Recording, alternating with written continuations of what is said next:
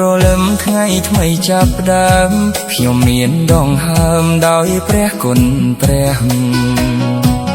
រស់នៅរាល់ថ្ងៃតែងជួបប្រទះបញ្ហារៀងស្ទះមិនដែលខានឡើយ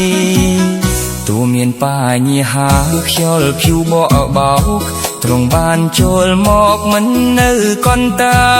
យខ្ញុំដឹងថាទ្រង់គង់ចិត្តបងកើយប្រលឹងខ្ញុំអើយសូមដំកើងទ្រង់